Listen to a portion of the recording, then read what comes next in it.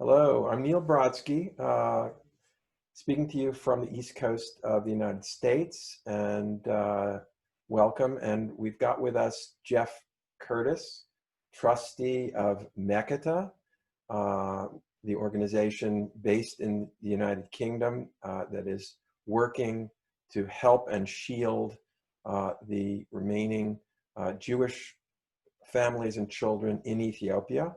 And Jeff is speaking to us today from Brussels. So welcome, Jeff. And I was in Gonder last summer, and only for a week. And you were there for 3 months with your wife. Can you tell us something about what it's, briefly what it was like and what the concerns are now with the families in the COVID period? Sure. We were there December 2018 for 3 months, and we would be back there today for another few months if it weren't for the virus. We just absolutely loved our time there because of the warmth and beauty of the people. I'm sure that's the way you felt when you were there. People were desperately poor. I mean, poorer than I could possibly have imagined. But they were so welcoming and generous. We were invited to people's homes for food, for coffee, and the coffee ceremonies were just spectacular. So, the memories I have from it are just, I was just so positive because of the beautiful people and the welcome that they gave us, and we found it really hard to leave. I mean, we really kind of missed the home comforts, but they don't really matter when it comes to managing the situation that we've got to deal with, and we've still got to deal with today, because things have not improved. In fact, they've gotten worse because of the virus. People, people's jobs, jobs are hard to come by. Most of the Jewish community have sort of small trades, and my role at Meketa is actually to try to support them in those trades, to generate new trades, to provide skills in becoming tradesmen.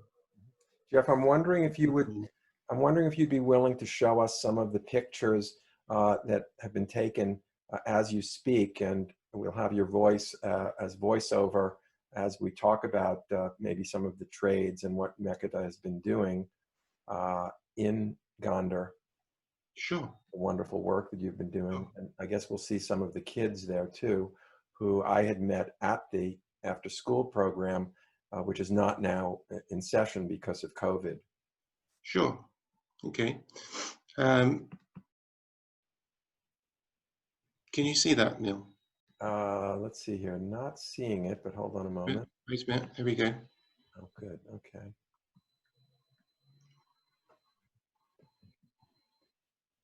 Mm-hmm. Incidentally, I just want to say, when I was there, some of the sewing machines had just been distributed by Meketa, and yeah. Tell us about this person and what happened with this person. Yeah, sure. So this guy, his name is Abibi, and he supports a family, I believe, of 6. And before becoming trained in sewing and tailoring, he was a day labourer. So he would go off and try to find work, day in, day out, and sometimes there just wasn't the work available because there's so many people looking for day labour jobs. So he decided, with our encouragement, to train and become a tailor. And so he would, once he was trained and became qualified, he would be able to mostly repair clothes. But he's also been quite creative in in making mattresses. So he would take a mattress and fill it with straw and sew it all together, and then he would go off into the market and sell these mattresses. So he was doing quite well for himself until the virus came along, because with the virus, everyone is so frightened, they barely go out of their home. So there just isn't the passing trade in the market or in the streets for selling mattresses or for repairing clothes. So he's really struggling, as are practically everyone in Gonder, with trades. They just can't find the customers anymore. Mm-hmm. So the Jewish families in Ethiopia right now, I would imagine that they are depending on contributions so that they can literally at this point be fed. Can you show us a little bit about that as well, and perhaps about the food distribution program that's happening? Sure. So this is just another one of another person in the Jewish community. This woman is still a day labourer, and her work is completely frozen up.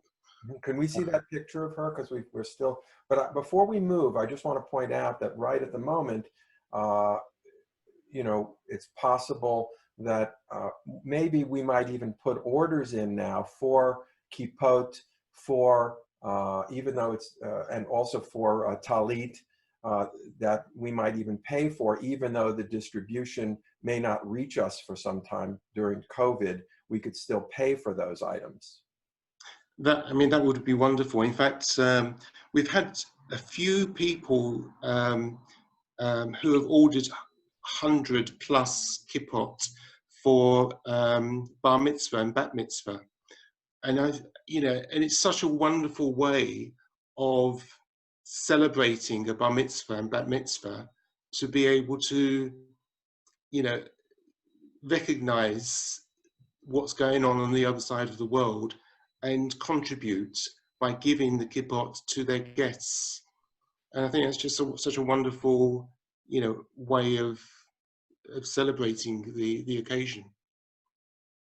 At my own synagogue, we've had young people and young women who were B'nai Mitzvah kids, and they've been wearing talit from Ethiopia. They wore, and as well as distributing. And I just want to suggest for viewers that it's quite possible you could order these things, and frankly, it dramatizes the situation that maybe you won't have them immediately, but you'll eventually get them. So if you order them from Meketa, you can go to the Meketa website, and I'm going to suggest that you feel free to contribute and put in your orders even now. That would be wonderful. That would be wonderful. Thank you. So are you asking, Neal, about the food distribution? Can you see this photo? We're still with the other photo of the Oh, okay. a person in the sewing trade. Just bear with me. Thank you. Okay, how's that? Great, we see it now. Yeah. So Meketa has recognized, and so one of Meketa's founding principles is really to try to make this Jewish community self-dependent, and to give them skills which will encourage them to go off and find a job and work, and because once they're skilled, those skills will come in useful whether they go to Israel or not. So if they remain in Gonder, then their income will go up. If they go to Israel, those skills that they acquire, will become really useful. So that's one of the founding principles, of Meketa. So, for example, you might then see somebody who might be able to sew. You might also see somebody who could learn hairdressing, I would imagine, as well. Absolutely, Yeah. absolutely. Yeah. So these are the kind of skills that we train the Jewish community in, and we give them a micro loan so that they can sort of take responsibility and ownership for their trades and pride in what they do. And over time, they can give those, they can pay back the microloans. But what I was going to say is that in these really exceptional circumstances, Meketa recognizes that, we cannot any longer, or for the time being, go along with that principle without providing essential food in the interim. So until this virus goes away, we're into the realms of providing food and providing PPE like masks, hygiene equipment like soap, so that the Jewish community can survive and do well in these circumstances. So what So this we're seeing here is oil for cooking, I would imagine, as well as we may be seeing perhaps some teff to make, I guess, the bread, to make injera. correct, And and some also, chickpeas as well, and what else are we seeing? and chickpeas. Chickpeas. Yeah, so this is another photo of the team. We've got a team in Gonder that has been sort of working, extremely hard to collect the food and distribute it. So, because we have to be very careful, to avoid spreading the virus as well. So we're not just, giving the masks out. We're giving training with the masks. When we give the food out, we have to sort of make sure that everyone keeps their distance. So we're trying to sort of give as much training as well alongside what we give.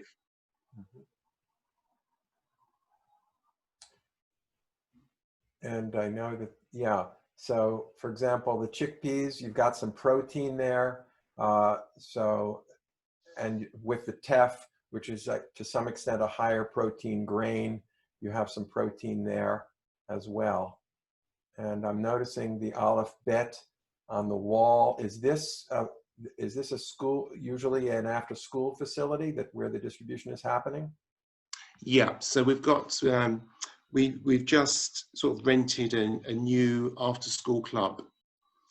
So normally the children would come before or after school. So the children work, go to school at different sort of times of day. Some go to school in the morning, some in the afternoons. So we have children at different times at the club. And what we do in the club is we sort of prop them up, because in their schools, you can have classes that are filled with 80 students. And it's really difficult to learn anything when you're in a class of 80 students. And we were hearing as well, Jeff, that I apologize for interrupting, that sometimes in those classes of 80 students in the government schools, there could be only 2 textbooks for the entire class. Yeah, there's very few textbooks that if you're unfortunate to be at the back of the class, you can barely see the blackboard. The teaching itself, is pretty inadequate. The children generally have to just copy what's on the blackboard without learning much. Can we see some pictures of some of the kids now in the COVID period? Because they're not attending, and yet Meketa is doing a yeoman service here, an amazing job of distributing material, which I hope you'll tell us a little bit about. I don't know if you have any of those kids, Sure. some of whom I'd seen last summer. Sure. Can't meet together, and yet here you are teaching and helping them to stay. Can you see that? No, not seeing the picture yet. Just bear with me. It looks like you may be putting up a video, perhaps, that you made your trip. Not seeing the Yeah, video. but it's a new share. Okay. Just bear with me. And while we're waiting, I'm also just noticing, feel free to, here we go.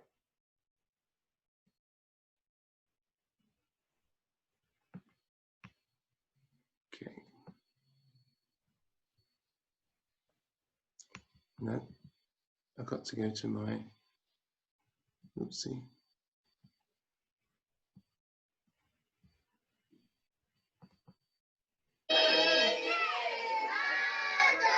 Can you see that? Wonderful. Can you see it? Can you Yes. see that? Yes, we can.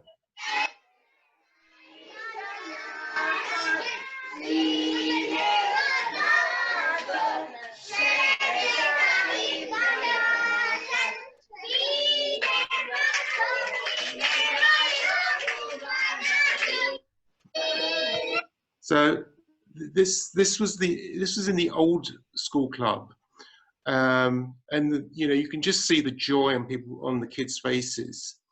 You know, they just loved going to the club, and they really learnt a lot.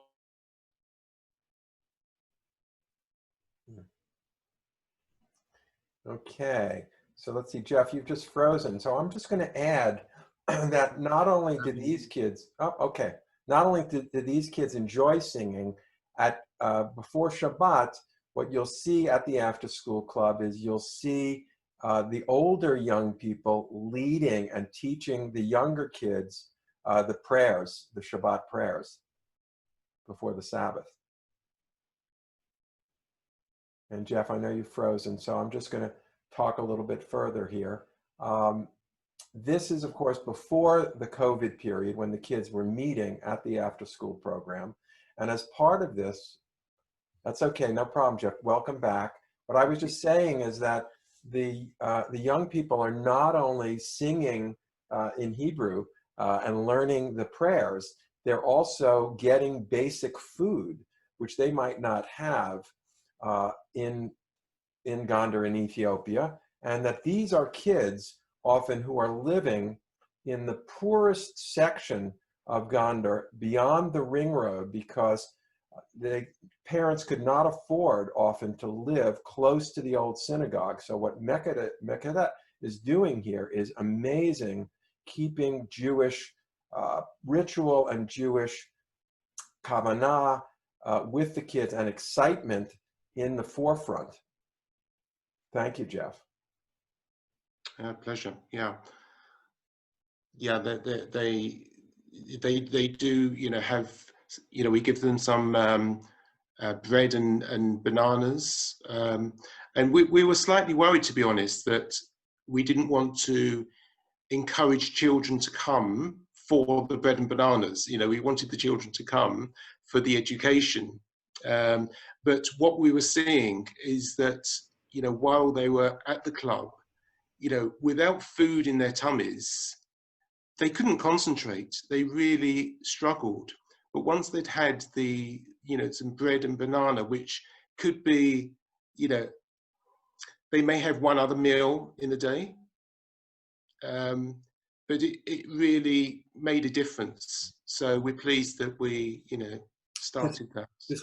Also to see the teachers cooking for the kids. When I was there, the teachers were making a meal with injera and with some protein for the kids, and just sitting there with the kids, watching them, being with them, eating, was just a joy to be with them. And something I loved as well was a couple of the girls that would make coffee at the end of the day for the teachers and the volunteers, and you know, they would be so good and responsible in preparing the coffee. You know, it's such a beautiful ceremony that they go through to prepare coffee. Wonderful. So, you know, right now, I don't know whether you want to go back to any of the pictures that you had of the current period in COVID in the courtyard with the kids. Sure. Because I would imagine they're wearing some of the PPE that was distributed by Meketa, which is frankly critical at this point, given what may happen with people living in rooms together, a single room often, which is 3 meters by 3 meters, Yeah. for the poorest families. And so if someone is exposed to COVID, it could be devastating. And we want to save these families and these kids. Israel has now promised to bring 1,000 people by the end of the year, which is a small percentage of the people who are there. At the same time, they need to be coming not malnourished, not with developmental disabilities. And so let's see here. Yeah, feel free to show us any pictures you want. Some of the pictures. Sure. So if I just sort of just continue on the sort of the theme of the club. So while the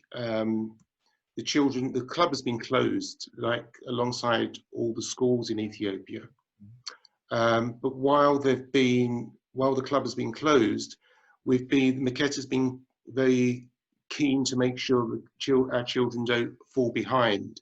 So we've been giving out exercises for them to do, stories for them to read. We'll be giving them sheets of paper and colouring pencils. So they've produced some beautiful artwork, and they've given in their sort of exercises that they've done, and they've really sort of appreciated that. Can we see some of those art pieces in Yeah, of course, of course. So, so there's a few pieces of art on a sort of a Jewish theme, you know, with the different flags, the Ethiopian flag and the Israeli flag. Jeff, could you click on them one by one so we can see them? Yep. Close up, thank you. And I just wanted to show you something else as well here, which is this is our team in Gonder sort of handing out some of the exercises as well.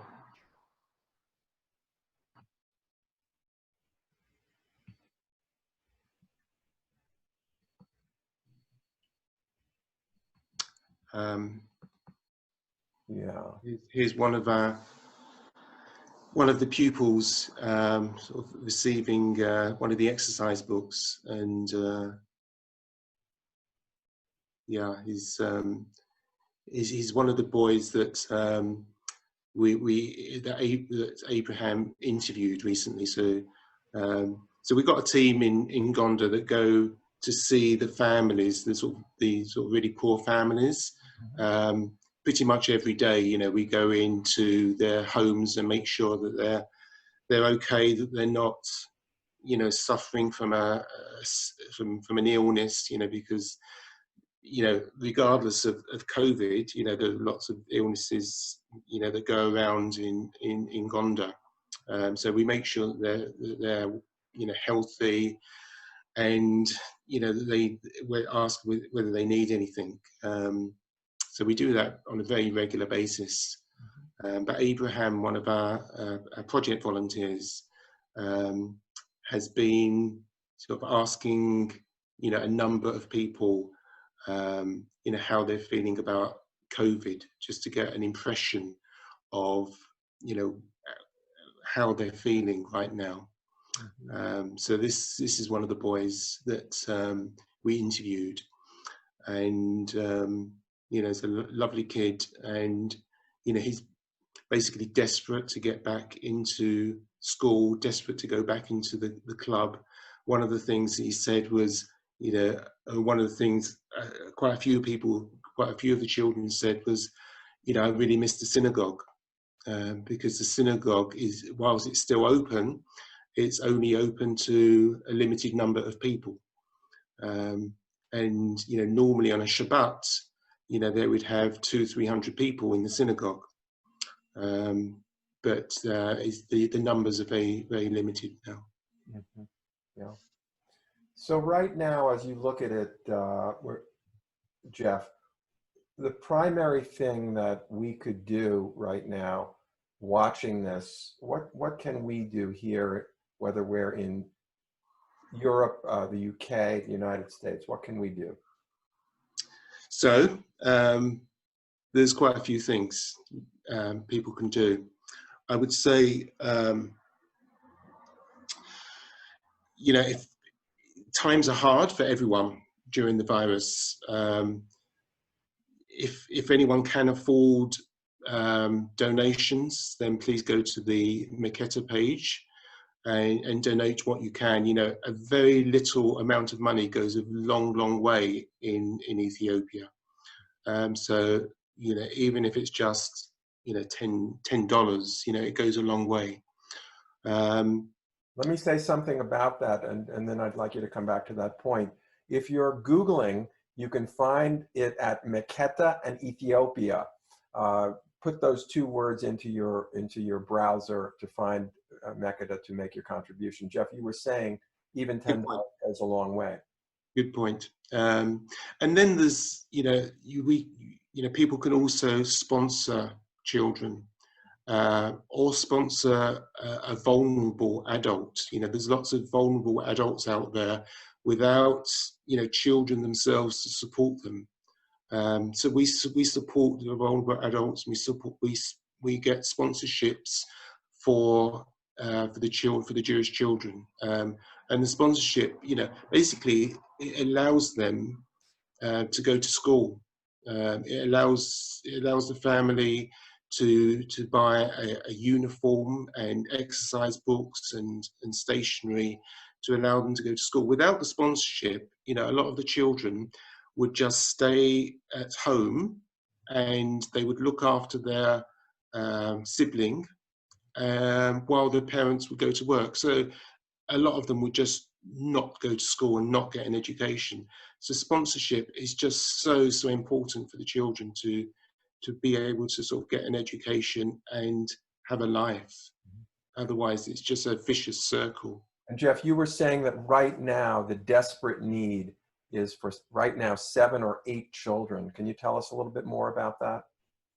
Well, when I was out there for a few months, I